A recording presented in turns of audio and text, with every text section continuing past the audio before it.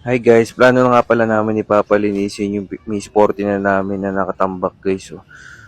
Bihira na lang namin to nagagamit guys. So after 8 years guys, ngayon lang namin to i-deep cleaning. Pagbaklas namin ni Papa guys, so nakita niya kinakalawang na yung mismong pinakailalim guys. So buti na check na namin yan guys. Minsan pa naman ginagamit ni Papa yan pamalengke guys. Isang sakong bigas nga pala kinakarga dyan ni Papa. Yun nga guys, dinip cleaning na namin yan guys. Ang gamit nga pala namin guys is RAC degreaser guys, all purpose. So panglinis ng engine para matanggal yung pinakagrasa guys. So yan, binombahan na natin yan guys. Pati yung pinaka inner fairings niyan guys, binombahan na rin natin yung mga namumuong lupa at putek guys. So, para deep cleaning talaga guys. Pag magbobomba nga pala kayo nito guys, make sure lang yung mga wiring space balutin nyo ng plastic. Tsaka yung pinaka-battery guys, baklasin nyo rin. So, deep cleaning talaga to guys. After 8 years guys, lilinisin natin yung inner fairings nya. So, yun guys, after natin bombahan guys, medyo may dumi-dumi pa. Pero all goods na rin guys.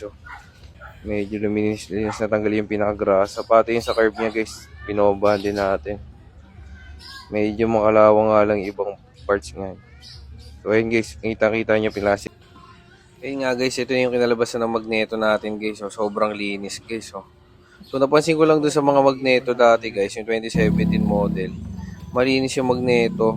Hanggang ngayon 2025, hindi kinakalawang guys. So ngayon ko lang nilinis yung pinakamagneto na yan guys. Kung mapapansin mo, hindi ko na nirepaint yung magneto na yun kasi hindi naman siya kinalawang eh. So yun lang din napansin ko dun sa mga old model na motor like 2017 pababa, hindi kinakalawang yung magneto. Ayun, kinarga na ni Papa ng tubig yung mismong battery natin guys. So malinis na rin yung pinaka-stator guys. Sasalpak na rin natin yung mga tornilyo ng stator guys. So tamang higpit lang yan guys para hindi bumilog. Nagmamarunong lang tayo dyan guys.